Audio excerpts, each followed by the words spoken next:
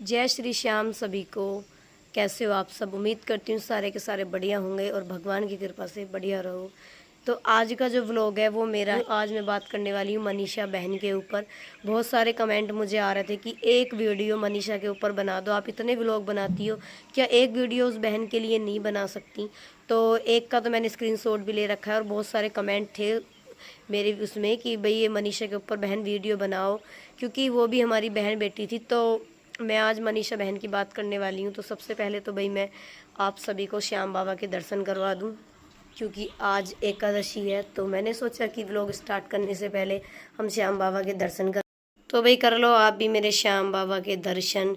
जय श्री श्याम, जय श्री श्याम, हारे के सहारे की जय।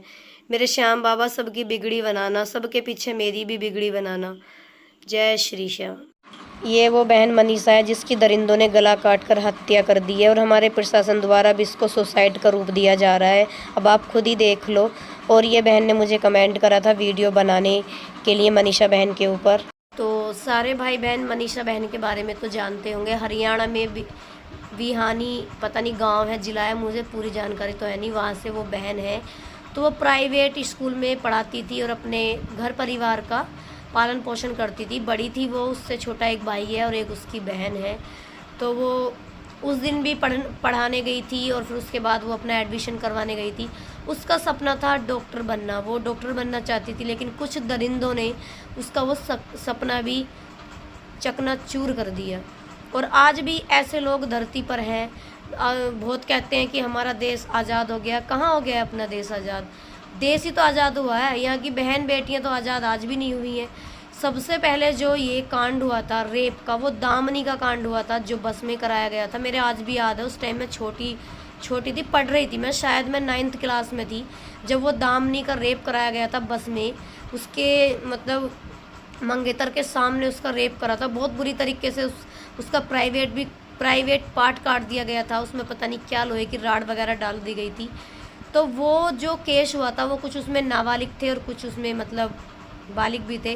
तो अगर उनको अच्छे से सज़ा सुनाई जाती तो शायद ये जो हमारे देश में रेप वगैरह हो रहा है ये तभी इन पर रोक लग जाती, ये अब आगे को ना होते।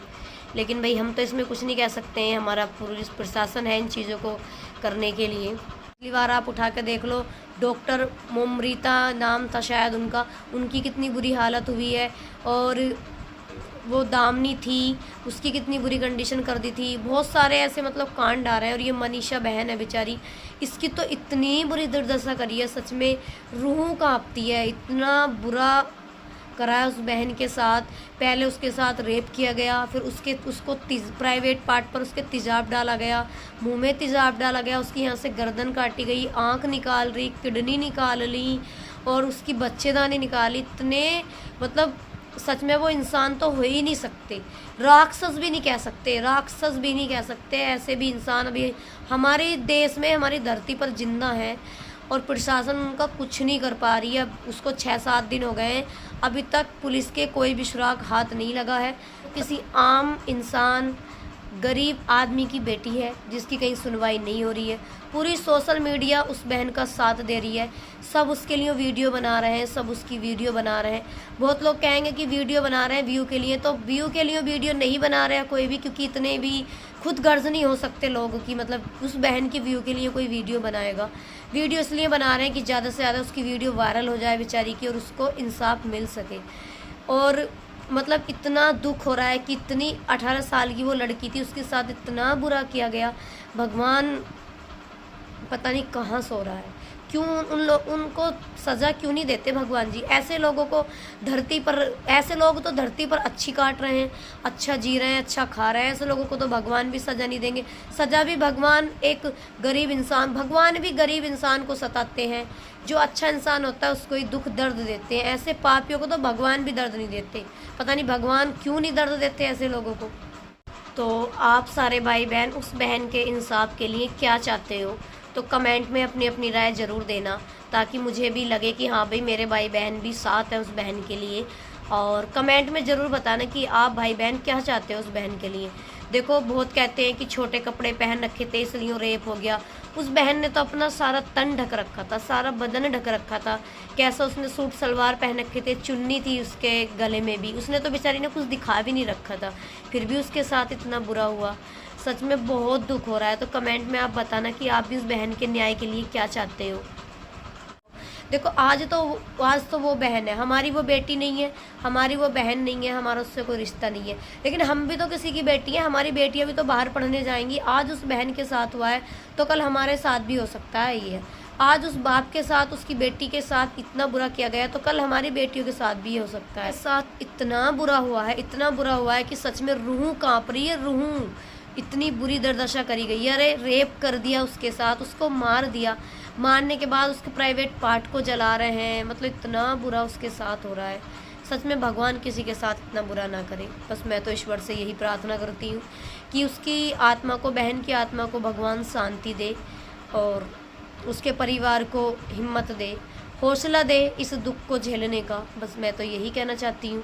और बाकी देखो, मैं सभी लोग उसके न्याय के लिए आगे आ रहे हैं, सभी क्रिएटर आ रहे हैं, बड़े बड़े जो भाई जिनके बड़े बड़े चैनल हैं, बड़े बड़े इंस्टाग्राम पर आइडिया हैं, सभी भाई बहन धीरे धीरे उसके सपोर्ट में आ रहे हैं, न्याय दिलवाने के लिए आ रहे हैं। क्यों आ रहे हैं? क्योंकि अगर उस बहन को न्याय नहीं मिला ना तो कल किसी और बहन के साथ भी ये हो सकता है, किसी की बेटी के साथ भी ये हो सकता है। और अब क्या हो रहा है, अब उसको सुसाइड, अब उस बहन के मर्डर को सुसाइड में कन्वर्ट किया जा रहा है, उसको सुसाइड का रूप दिया जा रहा है। उसको मतलब ये कहा जा रहा है कि इसने सुसाइड किया है। अच्छा एक बात बताओ, आप भी सब समझदार हो, मानते हैं कि उस बहन ने सुसाइड कर लिया, सुसाइड करने के बाद वो अपनी आँख खुद निकाल लेगी क्या? अपनी किडनी भी वो खुद निकाल लेगी क्या? वो अपने प्राइवेट पार्ट को खुद जला देगी? आप खुद बताओ, क्या वो अपनी गर्दन खुद काट लेगी? मतलब कानून भी इतना अंधा हो गया ऐसा लग रहा है मुझे तो। साफ साफ नज़र आ रहा है कि उस बहन का मर्डर किया गया, उसके साथ दरिंदों ने इतनी बुरी हालत की है, ऐसा किसी के साथ ना हो। सुसाइड तो वो बिल्कुल भी नहीं है। अगर सुसाइड होता ठीक है, हम मान लेते हैं कि सुसाइड है, सुसाइड वो घर में करती, स्कूल में करती, कहीं तो करती, खेत में गई है, पड़ी मिली है ऐसी हालत में वो बेचारी, और वो इतनी दूर तक खचेड़ी गई है, उसके खचेड़ने के भी निशान है। सुसाइड करके वो खुद ही खिचड़ जाएगी क्या? सुसाइड भी करा है उसने, अपनी आंखें भी खुद निकाल ली। आप बताओ, अब मैं ही हूँ, अब आप खुद बताओ कि मैं सुसाइड कर लूँ तो मैं अपनी आंखें, अपना गला खुद थोड़ी काट लूँगी?